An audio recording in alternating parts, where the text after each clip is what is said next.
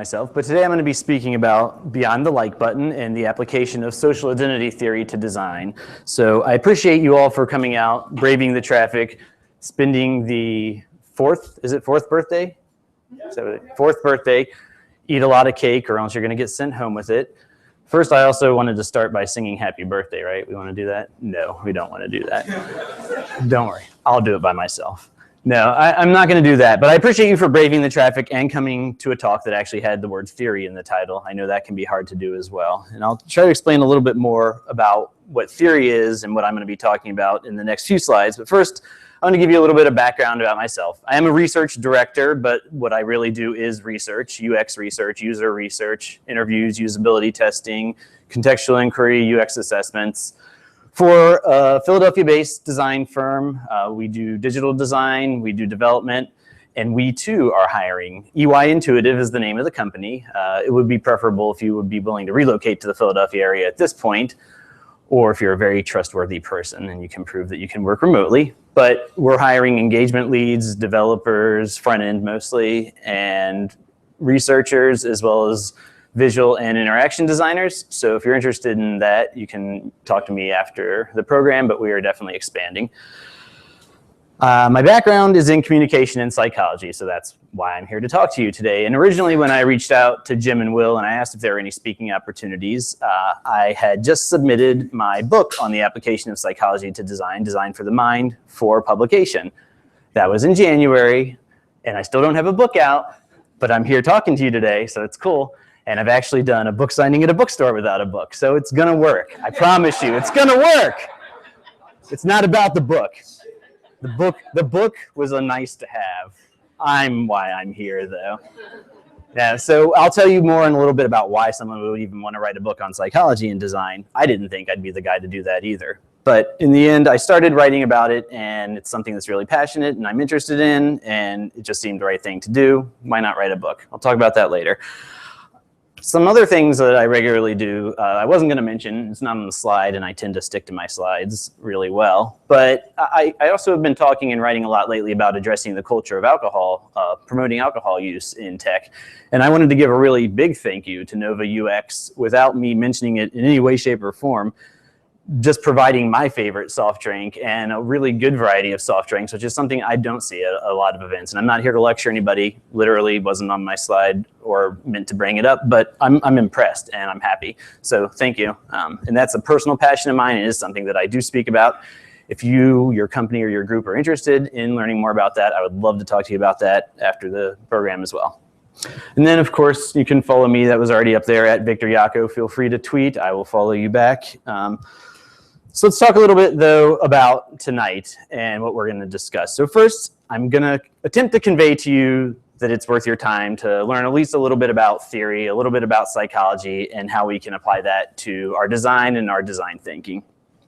I'm not going to try too hard because I think you're the right group to tell it to, but I'm going to go over a little bit about how the web is a social place as a way of introducing a theory specifically around how people engage in social interactions and form groups, which is called social identity theory. I'll cover that, and I'll try to keep you awake the whole time. And then we're going to talk about how a very familiar online property, Facebook, deals with social identity, and then how a few less familiar, or at least ones we don't think of in terms of having really good social networking and social opportunities, but how they actually have incorporated social identity theory from my perspective very well. Then we'll have time for Q&A, fun, laughter, and cake.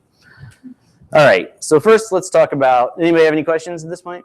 I heard you were an interactive group. I'm definitely the guy you can interrupt. It won't bother me at all. And if you ask me a question I can't answer, I promise you I won't answer it. I'll just keep it. I have no problem with that. Absolutely does not bother me.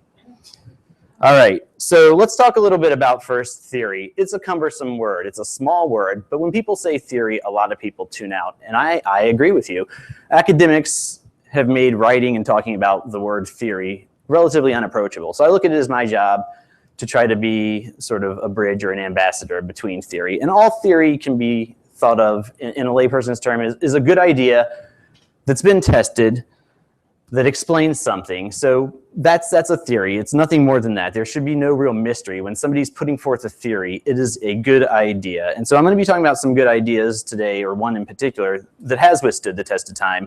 We're going to actually dial it back to 1979 when the theory that I'm talking about today was first written about. And it's withstood the test of time, which when you're talking about a theory, unlike maybe the newest internet property or hot social media item, a theory withstanding the test of time is very important. And so that means it's been tested by research, it's been scrutinized in academia, it's been written about, and it still exists. It's something that is valuable, or at least the academic community sees as valuable. Another reason I promote using theory is while a lot of us are in user experience, or we say we put the user first, we don't always have the luxury of collecting data around everything we do. And one of the professors I had in school used to say, I'll take the explicit out, but he used to say that in the absence of information, or in the absence of data, people make things up. And theory can be helpful when you're making things up, because it can also be a framework that helps you at least identify some ideas that people have had, that people have tested, to actually start to focus your design. So rather than throwing things on the wall to see if they stick, you can take theory, break down the components of it just like you would the components of a design, and start to address those components with your design and understand why this should work. The theory would explain that. And then if you're having a property that is already out there and it's not doing what you want it to do, why? A theory can be helpful for explaining what are you missing. If you take the theory and the components of the theory and then look at your design and you're not able to match up how you're addressing the theory, you can make changes that would then align it with the theory, and your design could potentially be improved. I've said theory way too many times. I promise you, I'm almost done with that, maybe. All right, and then psychology. I guess I would call it my passion. It's definitely my background. Psychology is just about how people think and how they behave. Why do people make the decisions they do?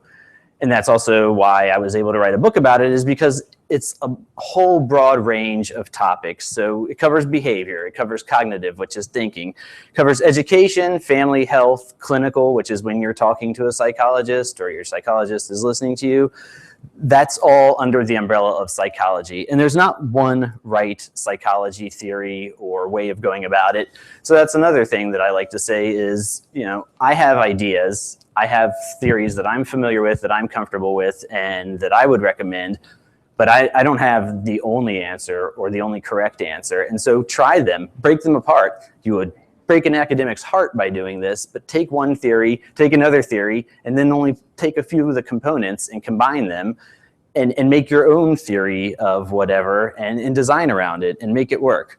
So my biggest proponent around what you should do with a theory is make sure that it's one that has at least withstood the rigors of time and testing. So when we talk about theory being a good idea, it stops there if other researchers haven't gone out then and started to do research around it and test it. And that only comes with time. Academia moves very slowly. All right, are we good? All right, did we get the people in the front door? Do we know that? Anybody waiting outside? We're good, all right. Nobody's clamoring at the door right now. Cool, all right. This is the part where I try to convince you the web is a social place. Please listen. So first of all, these are stats that are reported by Facebook and Twitter, so take it with a grain of whatever. But Facebook reports they have over 1.5 billion users. That's a lot of users, right? That makes the web a social place right there. Twitter reports over 300 million people use their app or website to share things.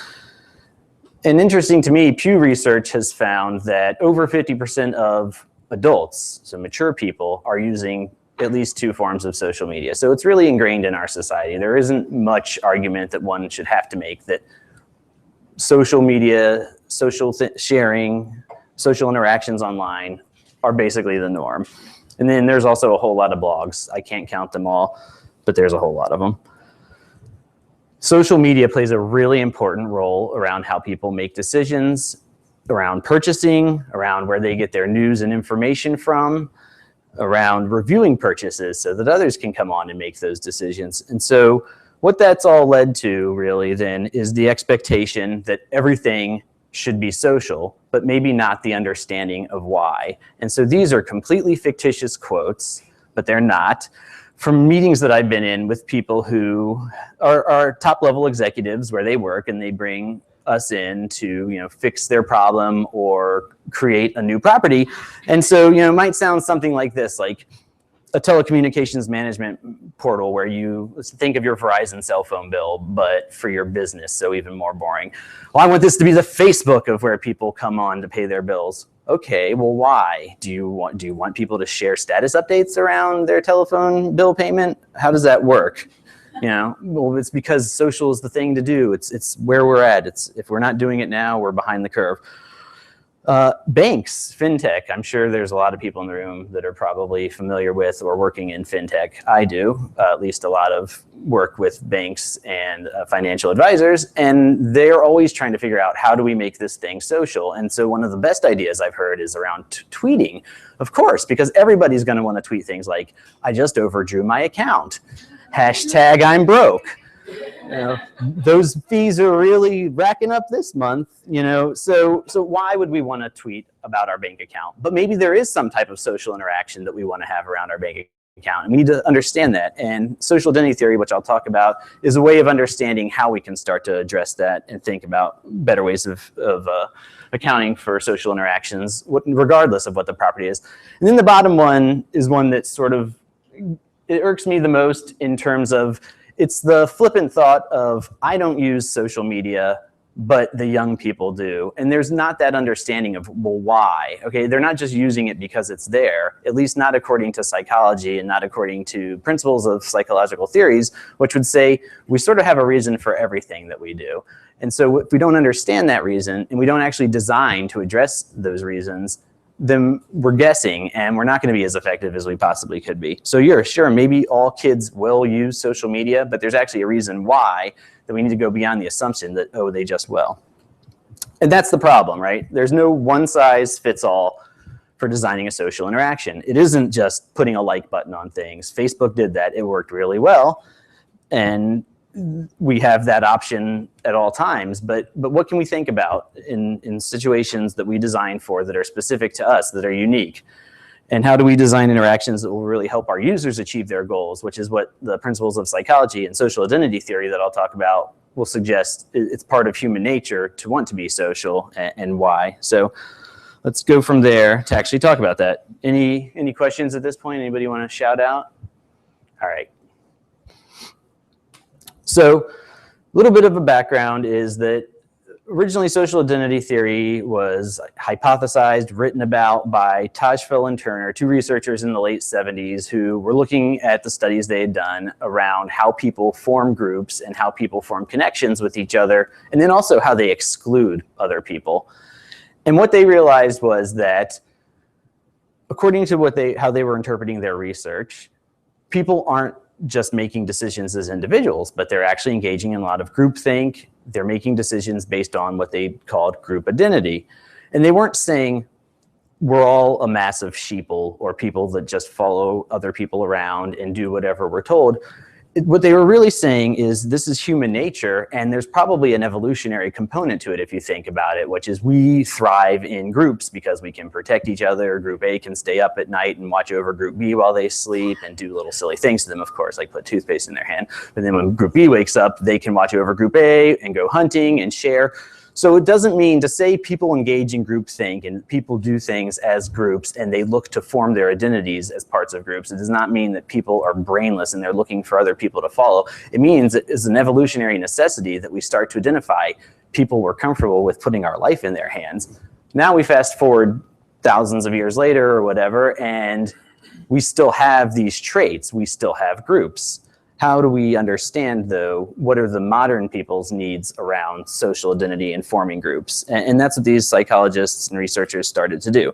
So here's one example of like social identity theory. I just want to bring it immediately up so that it's something that it's not a mystery, like what I'm talking about. This is the way like social identity theory would play out in real life, which is something like, hey, whatever your political party is, vote down the party line, because you're part of that group, and if you identify with that group, you would want to think the same way and have those people in office. So the person who would put out a sign like this is trying to tap into this in-group way of thinking, which is if we're all a member of this group, we need to stick together. We need to do things like vote for people.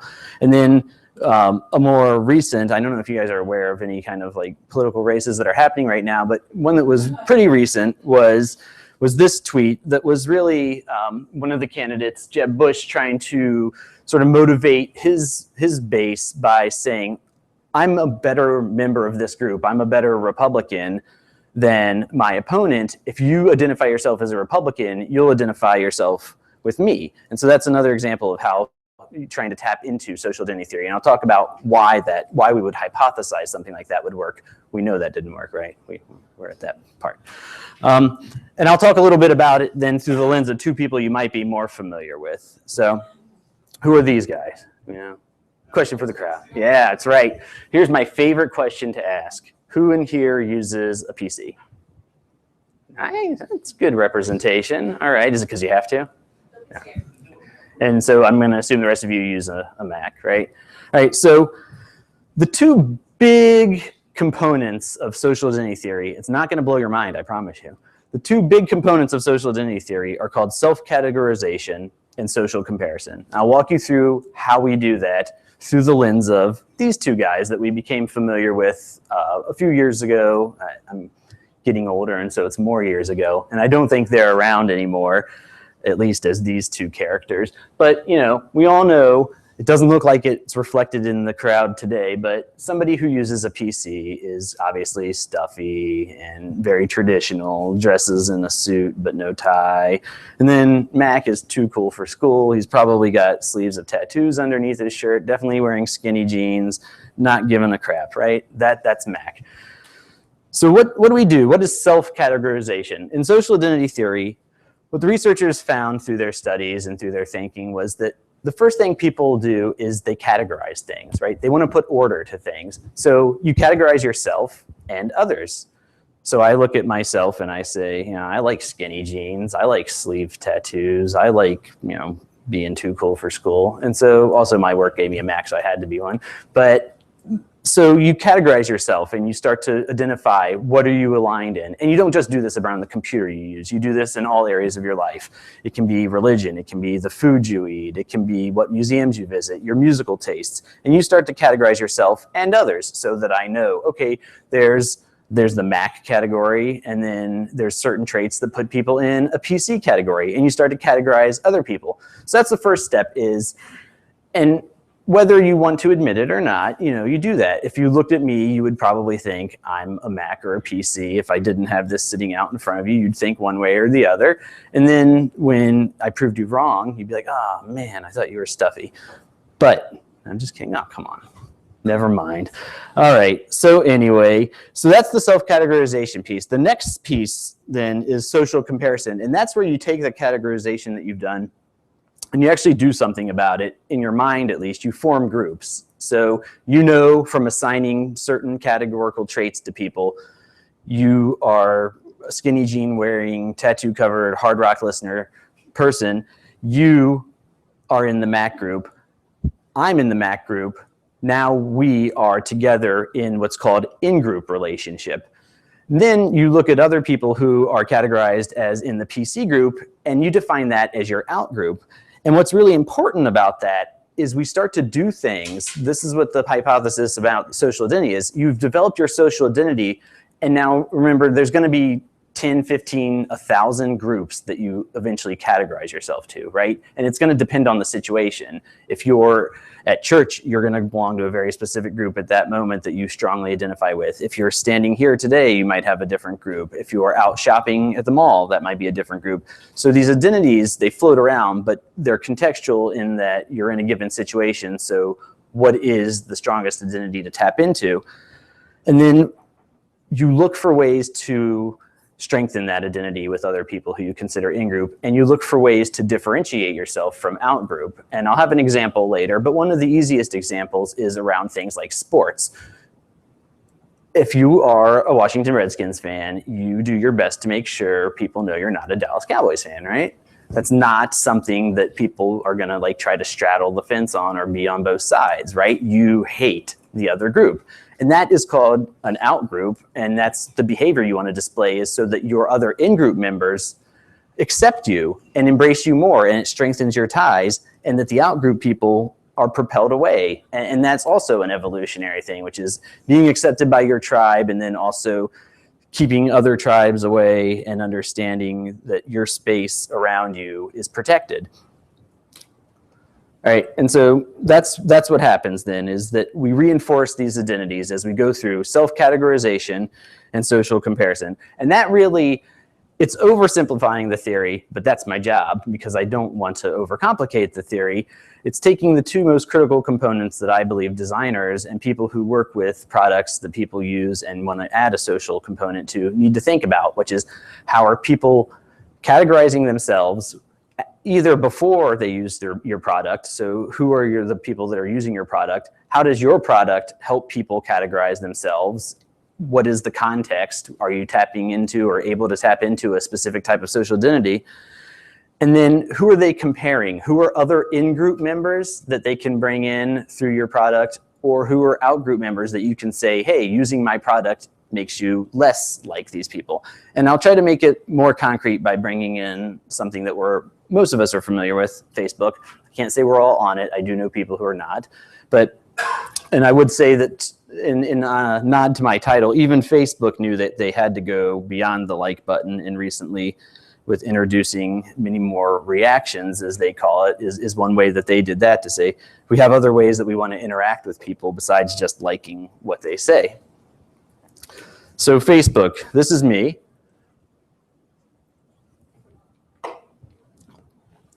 And Facebook is set up so that once you join it, everything you do is about categorizing yourself.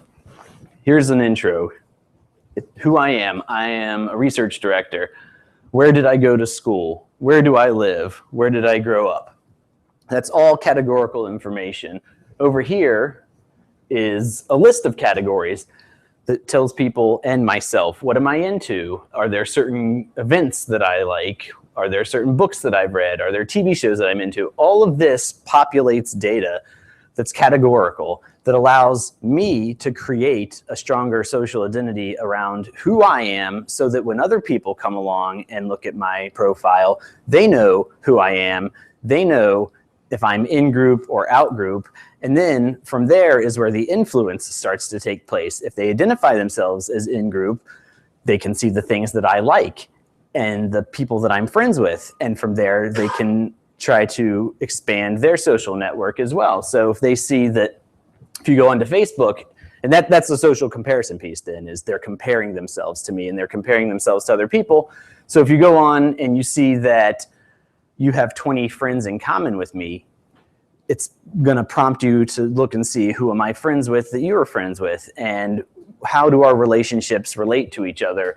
And that's, in theory, going to strengthen our social ties, and that could lead to things like me wanting to do things that are listed on somebody else's Facebook page, or if somebody shares an event, then I say, okay, I have strong social ties with this person. I might be interested in checking out this event or learning more about this topic.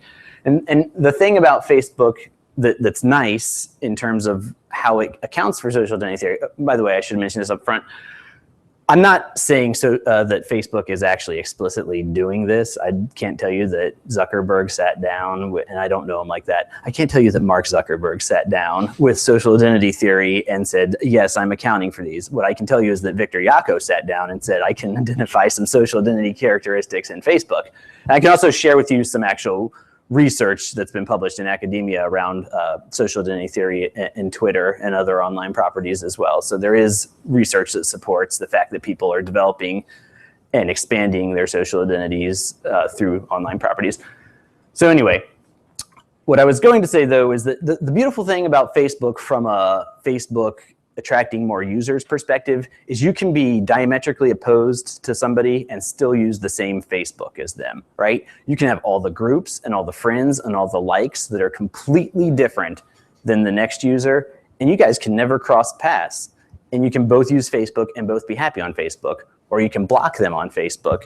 And so that's a way, it might be unique to Facebook in that it's just a platform for people to build their profiles on, but it's something to think about. How do we allow for and facilitate people then to form these types of groups? Are there ways of doing it where we don't necessarily pit people against each other, but that they can create these social ties and create in-groups as well as out-groups. And I'll show you an example then of a group I don't belong to, but it's Hunters Against PETA. And this is very much a group that I think exists still. But what I wanted to point out, and by having this, is to show you how a group can actually promote social identity and pulling people in by also pitting themselves against another group. And so with Hunters Against PETA, it's pretty obvious they're hunters and they don't like people that belong to PETA. But there's a lot of social identity that goes on here as well. So if you join this site, you're immediately saying to the other people who are on here, or this page, which is, I align myself with the things that you've categorized. And you can look and see immediately what it is the people who are categorizing themselves as a hunter against PETA are into. And it's things like meat being good for you, and hunting, and meat. So that. And so anybody who is into hunting and meat and has categorized themselves as being into that is going to come on here. Oh, wait, there's one other thing. They hate PETA. That was it. They hate PETA. So if you don't have to just be into hunting and meat, you might really just hate PETA. And you want to come on here and find other people who are like you.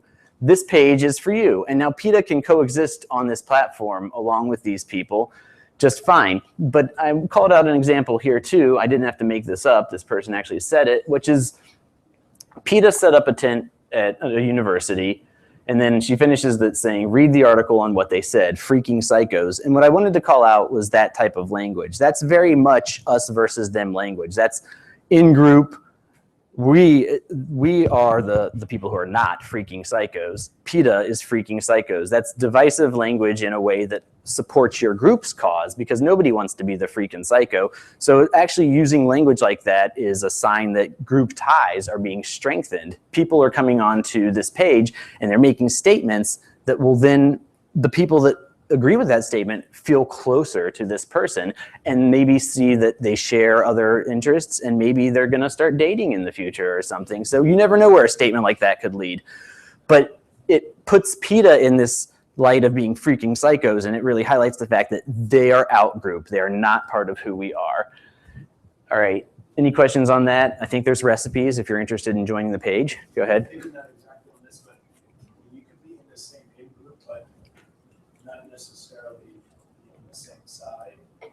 So yeah, I think what I understand you saying is, like, maybe two people could eat meat and be in that group, but not necessarily both hate PETA. Right. So how would you sort of resolve that internal conflict? That's a great observation. And what I would say is that's when context becomes really important. And from an evolutionary standpoint, that's where survival becomes more important. There's a lot of research out there on what's called the minority viewpoint, and that is the people in groups who have the viewpoint that's somewhat different than others. And what it tends to say, what was once thought was that if someone has a minority viewpoint, it actually makes the rest of the group consider their viewpoint a little bit, because they're thinking, oh, this person has, they're part of my group, but they hold this belief that's sort of different. The research I've read more recently actually suggests that's not the case, and that what happens is people just don't listen to the person with the minority opinion. Now, if it was a 50-50 split, or if there was two of you and both of you liked meat, but only one of you hated PETA, that's something that I think becomes very either contextualized. So if you're going to the meat eaters convention, you're all going to like meat. But if you're going to the PETA convention, you're going to have to leave your friend at home if he's not into PETA. So, I mean, that's not answering your question. But in some ways, that is always going to happen. So absolutely, people will belong to multiple groups, multiple conflicting groups. And that's one of the joys of psychology, is that we're always trying to figure out, so what ends up making the decision? So what ends up being the tipping point where somebody actually says, I'm going to join the Against PETA website? It's not just liking meat, right? It might be something else that they really want to express. It might be, or it could be, you don't have a strong opinion about PETA, but your 5 best friends do. And then that's where you start to think about the groupthink aspect of it. How many people do you know that are already on this page that are saying, they're sending it to your inbox, hey, I'm suggesting you like this page? Yes? I was going to ask whether that's something that's relatively new. You were saying that I'm not sure if I can paraphrase all of it, but I was thinking about how social media may actually be impacting the in-group and out-group, how they congeal, and how, because like, I think about politics online, you know, how, you know, if I'm a Democrat, you know, I don't want to be looking at the Republican, all of the vitriol and stuff that comes into my inbox. Whereas before social media, I used to be a little bit more open to listening to my friends who are Republicans and finding out what their viewpoints are. But it's kind of like the more, the further away from my position they are, the more I don't know. No, that's a great point. Put them to the outgroups. Yeah, and I can't speak to any specific research. What I would say is I know that, so one study that I've seen around Twitter is that people shift their language on social media depending on who they think they're talking to. So if you are in a situation where you think you're talking to, you know, because let's say you're a Republican and you're in a room of Republicans, you might use certain words and they weren't looking at it like, is it inflammatory language? Is it inciting something? But more like, do you just use certain phrases and types of words? And what they found out the answer was yes, is that people tend to shift what they say. But I would think that going from there, that it would make sense then that people want to, the more they want to align themselves with the group, they're either going to open themselves up for exposure by lobbing bombs at other people in the hopes that it'll strengthen their social ties with the people that share the same beliefs. But I wouldn't think that there's a lot of like mind changing going on through that kind of behavior. And what I would assume from that it would lead to things like blocking or completely not joining those types of groups where you're gonna be exposed to that. So I guess, I mean, what I would say is it's something to think about from a design perspective is if you have that type of thing that would potentially happen on what you designed for, how would you be able to remedy that? Or how would you be able to facilitate conversation that's actually moving forward around whatever the topic is or whatever your product is versus having people, you know, engaging in discourse that's not going to be helpful like that. Yes? I have a question. So if you... No questions from the organizer. Didn't we go over that? That's cheating. If I use design strategies in my design that are focusing in on someone on an out group instead of in-group. In other words, I'm like trying to say not them, us. Would you consider that a dark pattern? No, absolutely not. I mean, that's valid because you're not tricking somebody. I mean, I look at a dark pattern and I don't know if there's a specific definition of what it is, but it's something that is essentially either lying or tricking somebody and they don't know what's happened. It's a great question, and it's one that I have to deal with because I wrote a book on psychology, which could be interpreted as a complete book about dark patterns. What I would say is when you use things that influence people, if you're being explicit about what it is you want them to do and how they get there, you're not tricking them, and that's not a dark pattern. If you send somebody somewhere and they've opted into something they didn't realize they were going to, and there's no other way to get out of there, that is clearly a dark pattern. When you tell somebody, you know, my take on it is this: if you don't do something like that, somebody else will, and they're going to be more effective than you because they're going to be tapping into the underlying psychology. So I don't view that as a dark pattern, but maybe people here would disagree. And I also don't know the specific situation. But if what you would say would be something like, I mean, something based on the example I used would be, buy this seltzer because PC users hate it. Like, that's not tricking anybody. That's putting information out there that then taps into how people make decisions, which is, oh, well, I want to be so much less like a PC user that I'm going to drink this seltzer water. And, you know, the assumed other piece would be people like me are also going to be drinking that seltzer water. And I don't know if that's not currently true, then if that would be considered something that is like one of those, an omission is as guilty as being a lie. But from saying, if you know for a fact PC drinkers or PC users don't drink your seltzer, then, you know, that's fine to say. It is a difficult position to be in, to be a proponent of psychology and also be an opponent of dark patterns. Yes. I don't want to get off topic, but I do.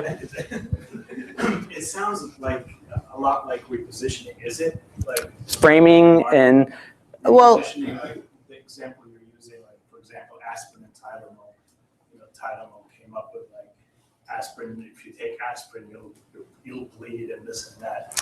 Yeah, but I'd like to think that it's not as simple as just doing that, but that you actually have to identify what is going on with the sound. Did you guys hear that? Yeah, I'm done. Okay, it's maybe it's because I was out of vision. But that you actually need to tap into something that people will resonate with. And so from that, what you skipping ahead to my later slides will be that you have to tie that in with actual research and understanding of your users and pair that not just with like statements that you think might resonate. But I'd love to talk more about that with you if you're interested. Yes, sir. Yeah, so working off what the woman who said earlier about like the Democratic versus Republican situation. So we know that like Facebook have their newsfeed algorithm will show you things that it believes that you're interested in. So there's this sort of an echo chamber that people believe might be occurring, right? So has there been any research on whether or not social identity theory, like with regards to that, if that like strengthens those beliefs about oneself? Yes, and so that's one of the biggest things. I would call it an issue with Facebook specifically, is that it becomes an echo chamber. You don't like things that you don't like, right? You don't like something and say, hey, you expanded my mind. Like, I strongly disagree with you, but I looked into it. Like, you like the things that are very much like sort of knee-jerk. Yes, I like that. I mean, I'm guilty of it. I don't know if any of you are friends with me on Facebook, but sometimes I like things just because I like you. And I'll just knee-jerk like it, and it's like, well, what I'm trying to do is strengthen my bond with you. If I like your picture, maybe I didn't look at it closely, but I saw you posted a picture and it was probably pretty cool. So, but yeah, I think that there is the danger of then we all become focused on only interacting with people who are just like us. And you know, that's actually the basis of the psychological research that built social identity theory. A lot of research in psychology and persuasion came out of some of the atrocities that have happened in the world and trying to understand how do leaders and groups manipulate people in ways that make them do things we would never say as individuals we would do. So I'm hoping that I'm not translating that into how do you make people use digital properties in horrible ways. But what I'm doing is saying, look, we have research. We understand in a lot of ways how people think. Why aren't we going to use that to make our products better and hopefully deliver more usable experiences? And I talk about in my book, which is, I think a key part to UX and acknowledging the user is saying, I understand your psychology, I understand where you're coming from. I'm going to use these principles to make your life easier by delivering information in a way that you can find easier to process. So, oh man, we're never going to get to the end of this, right, guys? Yes? I'll leave it up to you guys, but sure. I mean, right. One more, then we'll. All right, go ahead. So, not to minimize anything, I mean, Maslow's hierarchy of needs, one of the levels is social. So now we have a new platform that we're engaging in social activity. So I'm assuming that, part of your research, or at least the research that is in the book, obviously talks about. So, well, I don't specifically address Maslow's hierarchy of needs. I don't necessarily think it's something that, so this would get us way off topic. It's not something that I necessarily align with, but yeah, the point of your question though is that social is something that people are gonna constantly gravitate for and look for. And so my argument is to bring in some understanding of how it occurs so that we do it effectively in a way that makes sense and helps people achieve their goals. We can argue Maslow a little later too. All right, I'm gonna move on. But I like the questions. I'm good with it. So, statement, we can move on. I wanted to bring in though some less familiar, maybe they're not less familiar, but less thought of as being places where social interactions take place to show you, at least from a topical perspective, a content perspective, that you can make things that are not just Facebook social and be effective at it.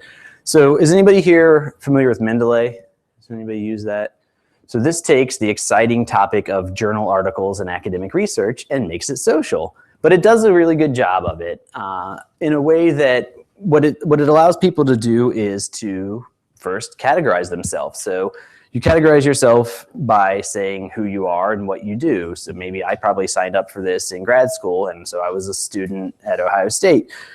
And from there, it starts to surface things that are similar, or that people you know who it takes your social media accounts and you can import other contacts, and people who are already on Mendeley, it'll start showing you what they're doing. It'll start showing you what they're reading. And in academia, that is survival. Being cited, having people read your work, knowing what the leading thinkers in your specific field are writing about and doing is how you survive in academia. So Mendeley then becomes a platform of social sharing of the world's most boring stuff, academic journal articles, but people are creating communities around it. So, you know, myself, my interests and my background are very qualitative in nature. So I joined the qualitative research methodology group. I've categorized myself as a qualitative researcher.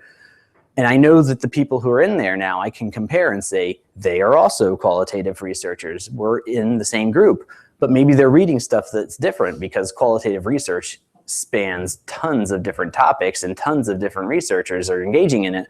So I can actually go ahead and like look at somebody's profile who's on there and say, what is it they're reading? And maybe I'm starting to expand my horizons, or I'm recommending their journal articles that they've recommended. And through that, you're actually creating this hierarchy within your group of what are the, you know, you look at the group's page and you see 42,000 people have recommended this single journal article. You don't want to be the person that's not familiar with it. So then you're going to read it, or at least say you did. You know, I read the summary, and then put that on your page, and it reinforces your ties. Okay, now I know you're one of the 42,000 people who have read this article. So I find Mendeley to be an impressive example, at least, of taking a topic that you wouldn't think is the most social thing. Yes, citations are born out of academia, and that is very social, saying, I got this idea from you, I'm sharing it with the world, and I'm also gonna tag your name on it when I share it. But now you can create these communities around the ideas. You can take conversations to complete other places by identifying the individuals and what they're sharing. And you can be in a position where you feel like you're in the know, you're influenced by your in-group members. And if you wanted to take it to the battleground of academia, you could be like, and I'll do anything but read the articles that are posted by the quantitative research group. No way. And that sounds dangerous. Another area that I was impressed when I looked into it a little further and said, how might they be doing social identity theory and addressing it, is Kiva. Is anybody familiar with that? Got some heads in the nut. So they're an online lending platform, microloans, small as like $25. But what they've done with their product is they've allowed people to categorize themselves and then join groups around their different interests. And this is true. This is like the top group on Kiva, I think, is atheists. But the point is this, what they've done, if you view what Kiva does as good work, providing microloans for people who are trying to start businesses in third world countries and things like that, they're creating in-group versus out-group competition to raise more funds. If I'm a Christian and I see the atheists are in first place, whoa. No, thank you. Where can I write my check? All right? So, you know, and that's what they do. So these are just the groups, but then along this side, they're actually, it's cut off. They're actually showing you like who's doing the best this month. So like expired loans is the name of a group, but I'm sure there's a description around that. Like, oh, the expired loans crew strives to, you know, whatever expired loans crew would do. But if you went all the way up to the top, it is the atheists and the Christians who are, they have the most members, tons of money. So you're tapping into, on the same platform, this in-group and out-group tension of, I don't want to lose to these guys, you know, or girls. I want to give more money for a cause. So there you're actually using it in a way that is sort of savvy in my mind. And then you can go on and see, what are these people doing? The only potential backfall I could see to this would be if you came on and you saw a group that you might potentially want to join, and you saw they were doing so poorly that there was no hope, that you might either A, choose to join or affiliate yourself with another group, or B, just not join a group at all and say, I'm going to give money, but this isn't for me. But, you know, I don't know, inside flyer or whatever. Like if you just felt like they were hopeless, maybe you would choose not to identify at all. And there's other situations like that, that I look at, and I wonder how social identity theory plays out in terms of like, if nobody's liked something, who's the person that comes along and does the first like? Like, how do we inspire that behavior, and how do we make sure our experience accounts for that? Or if nobody shares an article, that can be just as much of a negative thing as it's a potential positive. Yes? We've had publishers actually ask us not to show counts or shares until there's a certain number. Mm-hmm. They don't want to look like nobody else. Yeah, and I mean, there's psychology behind that in saying, I'm not going to put myself out there. I'm not going to be the only person that likes Victor's crappy picture. That guy, his phone must have a scratched lens because his pictures are terrible. Good. It's like the equivalent of like the sidewalk buster seeding the hat with a few ones so that other people put more money because somebody else must have acted. I talk about that in a little bit, which I know you guys are like, there's still a little bit. Oh, no. No, you're exactly right. No, that's one of my biggest recommendations is if people come along and see nothing going on, that's what's going to continue going on. We can't just expect magical social experiences to happen. That was a great preview. Thanks, Mom. Just kidding. She's not my mom. She's my sister. All right, one more. DontLesArt. I feel so bad right now. I did this to pander, right? We're all Redskins fans here. No? Oh, come on. I grew up in the DC area. I'm a Redskins fan. Who do we root for here? Ravens? No? Steelers. Oh, man. Wow. I feel so conflicted right now. I no longer feel part of this in-group. I'm wondering what's going on.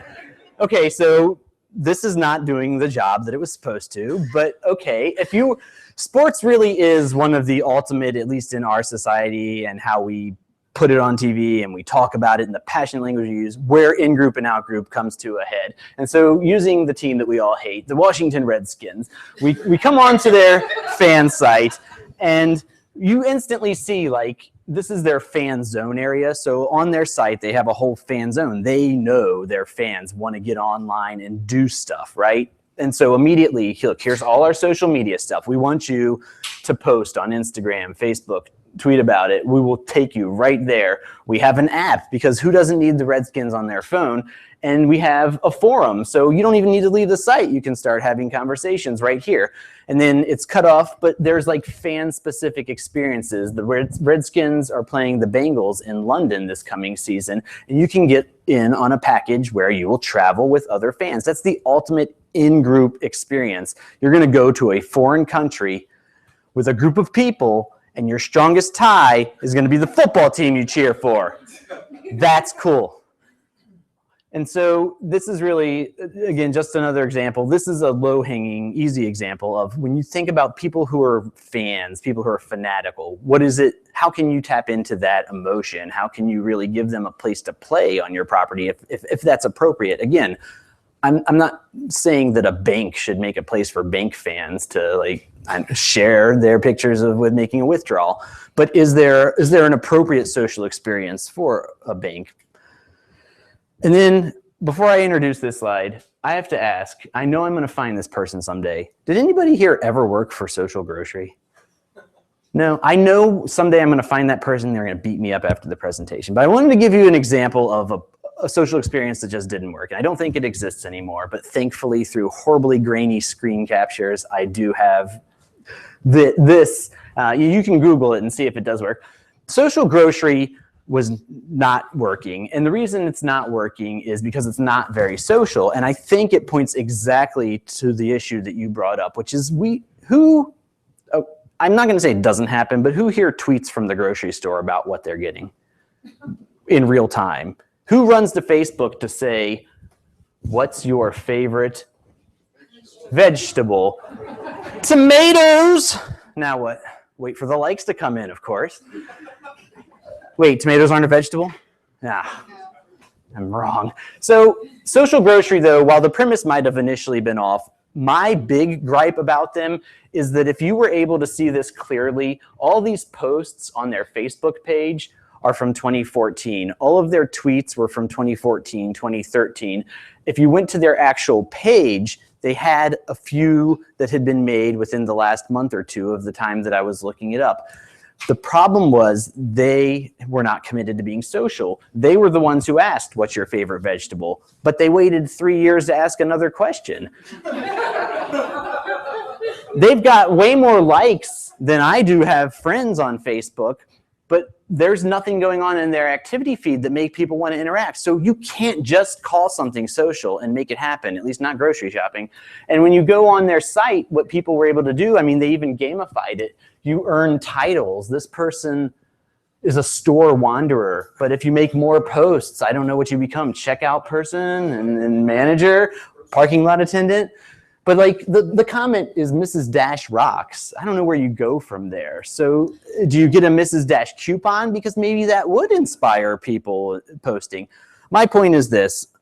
I just wanted to be mean to at least one thing during this No, my point is this. There's a wrong way of doing social, and I think the most egregious way, I promise you, I will use that word, egregious, is to just think something social is going to happen. It won't. It won't. If it does, that is magic. But it's like a hummingbird feeder. If the hummingbirds aren't already there, they're not going to come magically because you put out a feeder, but they have to be in the area. That's a true story. The hummingbirds actually sort of have a territory. So if you just hang out a feeder, they often don't flock to it. People are the same way. They're already doing this stuff on social something not grocery. And so just because you put up social grocery doesn't mean people are going to come to it. You have to feed it and you have to be committed to it. And that's going to take time. It's going to take months, maybe years. You might not be able to know how long and how much conversation you're going to have to be the person feeding. And I don't look at that as a dark pattern. I look at that as a commitment to achieving your goal and knowing just putting something out there isn't going to make it work. All right. How do we make it work for us? Well, I let the cat out of the bag at the beginning that I'm a UX researcher or research director. So we need to do research, okay? That's just immediate. And I know that these terms aren't always familiar with people. UX assessment is often also referred to as like a heuristic assessment, but an expert review, looking at your property from the how does this align with what social identity theory would tell us, you know, and it's just those two components. How are people categorizing themselves? How might people categorize themselves? How are we allowing them to do that, if at all? What makes sense? And then are we forming groups? Are people able to form groups around this? If not on our site, like maybe you don't want people to form groups around your bank on your banking website, but are there other areas that they can take that conversation out to that you can help facilitate? Interviews, getting insight from your stakeholders. I always advocate for that. And then usability testing to actually make sure what you're asking people to do works. Does it make sense? Does having the like button located underneath the Mrs. Dashes actually make sense to people? What am I liking? So those are a few very simple ways of bringing UX research into the game, which I always advocate. I advocate asking a lot of questions, even if it's not the research component.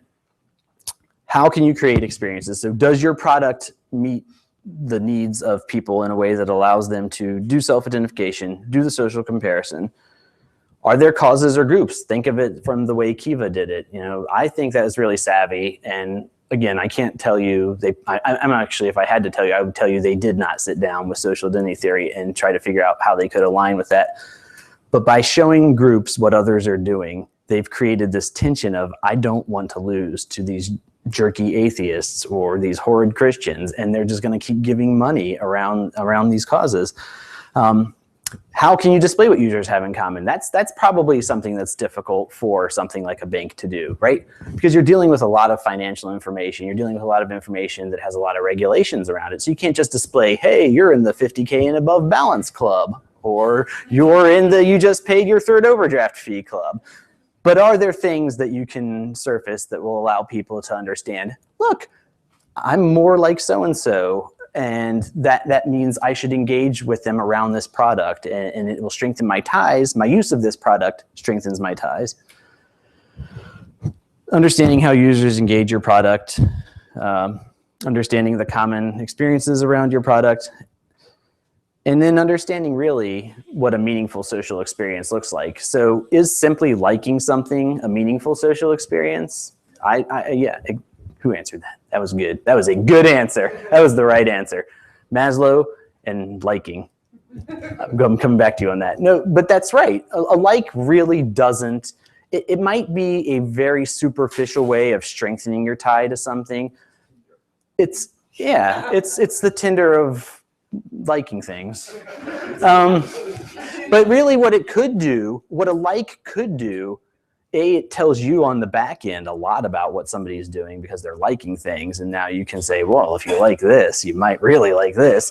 But then it could start a conversation with the people that are liking, like, oh, hey, I noticed you two both really liked that overdraft fees notice.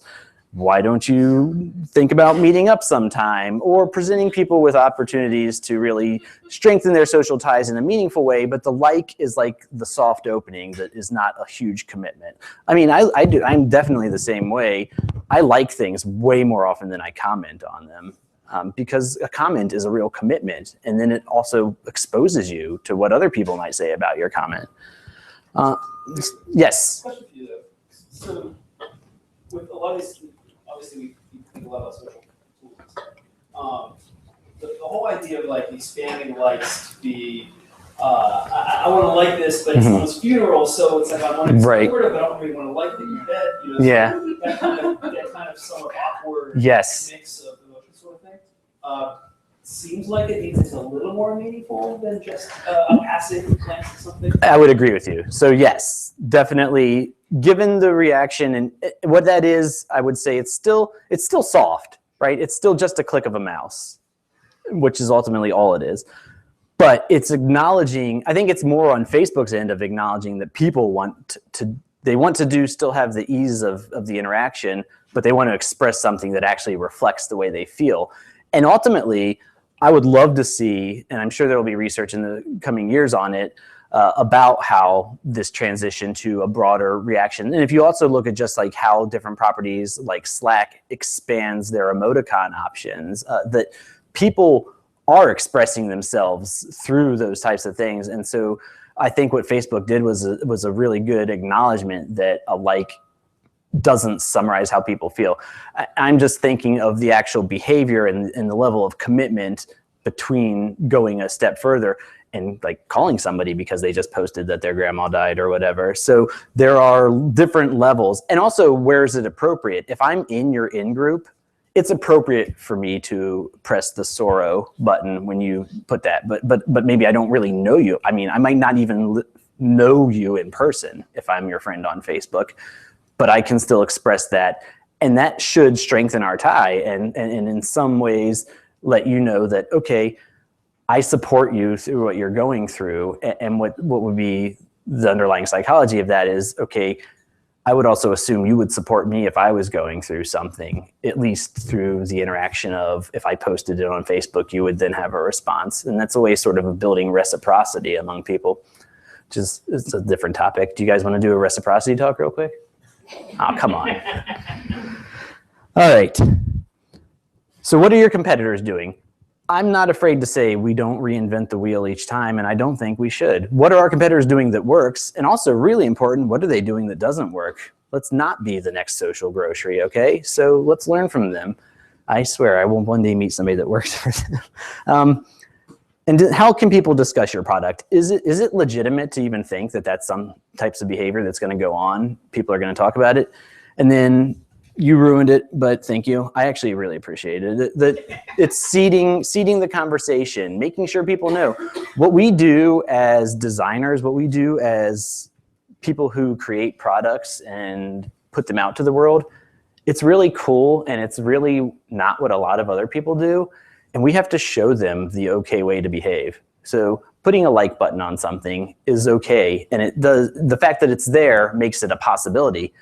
But it's the fact that it gets used is when people start to realize, okay, now it's okay. Now this is something other people are doing. And that's important. We can't just build it to look cool and be there. We have to take that next step. And whether that means having someone on staff who every day at 3 o'clock does the social media feed and likes 15 things and shares things and does it in a way that you think is bringing value to the people who are using your product, I believe you have to invest in that.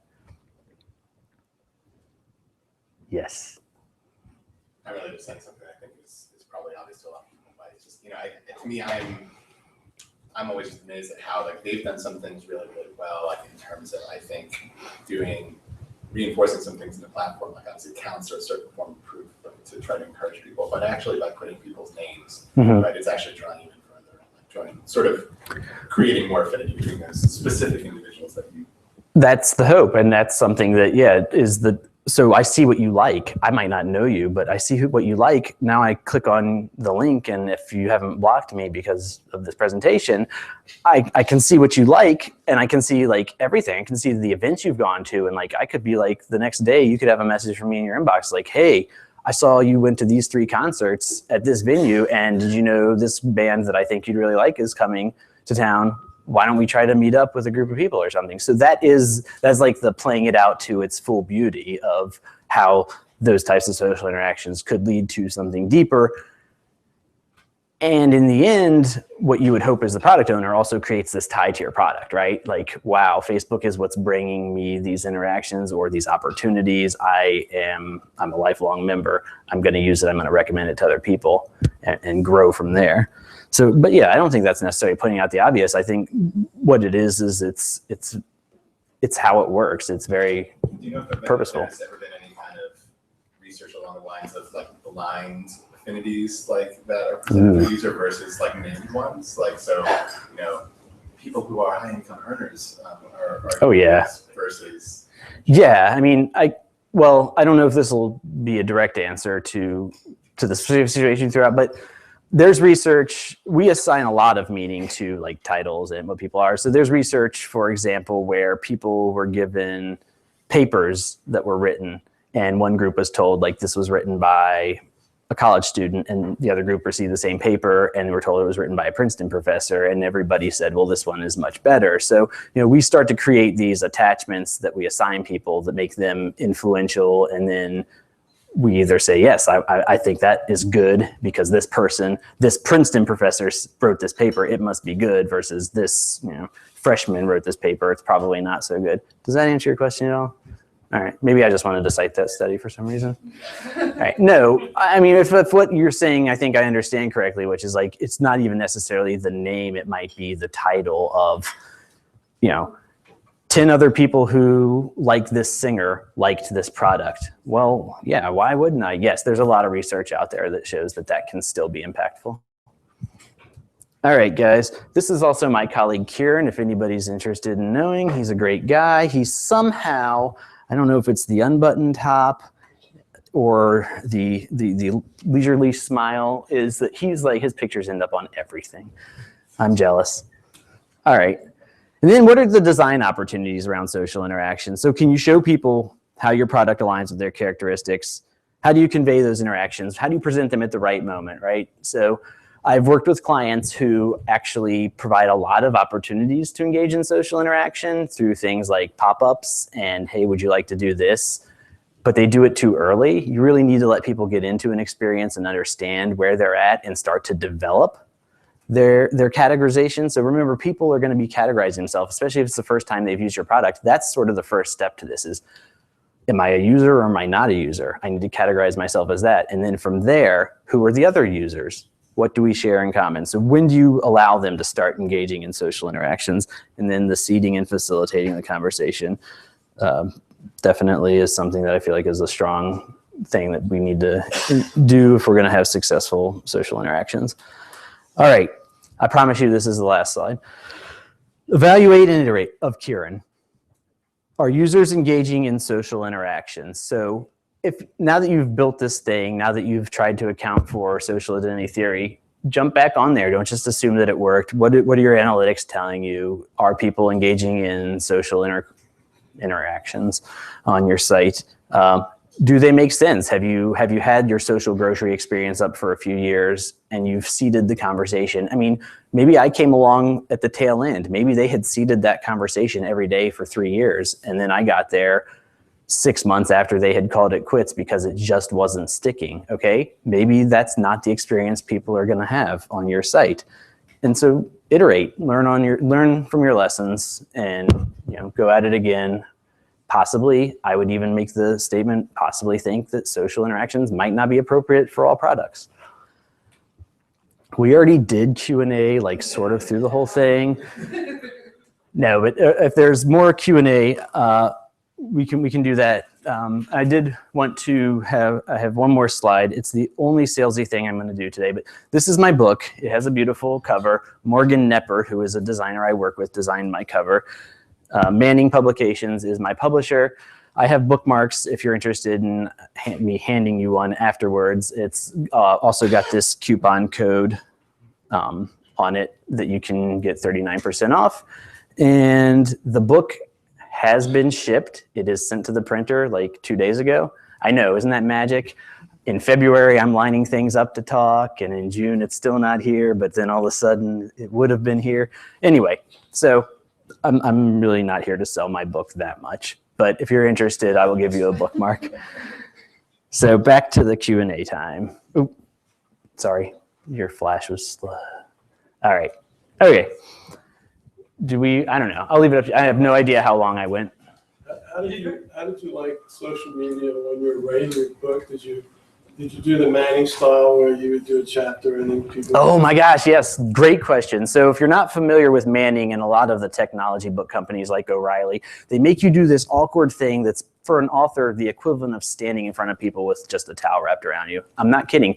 They have what they call early access. And it's essentially before your chapters have been really well edited, like things like punctuation, which not all writers are really good at. They start to release them for people who have pre-ordered the book. And I don't know what it says about my book. I didn't get a ton of feedback, but what they do is, so there's two reasons they do that, at least in my mind. One is a lot of their books are about technology, like languages and things that are very timely. So you could be writing about it while it's dying. So people who want to consume this information to learn something before it changes are going to buy the early access version with the thought that by the time the actual physical book comes out, it might just be something you put on your shelf, but you've been able to digest the information, maybe a little less sophisticated in its wording because it hasn't been fully edited and vetted through the process, but at least you were able to get it in a timely way. For me, I felt like my book, I mean, I really would have not wanted to do that because I didn't feel like it fit the same criteria, but I understood going into it, that was the process. So at first it was very exciting, but you have like an author page where people can leave feedback and you can respond to it. Very few things. And what you really realize is something you realize when you do user experience and UX research as a job is that people just really oftentimes get confused about things. And so a lot of the comments would be like, this is missing, even though it very clearly says this is missing in the manuscript and it will be inserted at a later time. So I took my own advice and I tried to seed some conversation, but even that, it didn't work very well. Damn, I'm really bad at that. Yeah, I'm not that good at social media stuff. But so the point of being out there though and trying to get feedback, I was active in posting what I was doing and trying to keep people status updates on the book. But there wasn't a whole lot of talk going on around it. All right, I think we're good. Yes. I'm just asking a specific question, but before that, I have a comment. Yes. People tend to act subconsciously about the life, about this life. For example, if I go to international meeting, I notice, for example, in a wide audience, Asian people tend to be more attracted to come and talk to me compared to other ethnic groups because they feel like they have something similar. So subconsciously, and then after that, you talk to other people and then you find common ground. So my specific question about if you show that for the grocery, if they fail to attract people, how come in other media they were able to activate the like, subconscious like, and for grocery, it seems like people are not excited about having grocery. That's my first one. Yeah, well, I mean, I think. Yeah, so is it something based on the topic that you don't think people would be motivated to share? That would be my, and remember I have no deep background on social groceries history, but that would be what I feel is it's just not an area where people expect to share. If this banking executive got his wish and we could all start tweeting about our balances, that's not an area people are already familiar with doing it. So it's not a behavior people are used to. I have never tweeted about Mrs. Dash. Now, if I had a recipe, I might share it, but the actual act of grocery shopping is not something that I feel like has been very social. You're supposed to meet your future husband, wife, or significant other in the produce aisle. We all know that. But outside of that, it's not a very social experience. And so that is ultimately one of the major points that I would like people to at least think about. You don't have to agree with, which is I don't think social interactions are meant for every interaction or every property. The problem that I introduced at the beginning is that we see it everywhere. We assume everybody wants it, especially if they're in a certain demographic age range, that they're going to use it. But we don't necessarily understand why. And the point might be there are certain things that are either personal and private or just don't have the level of social engagement around it that they will ever generate that much interest naturally. All right. Yes.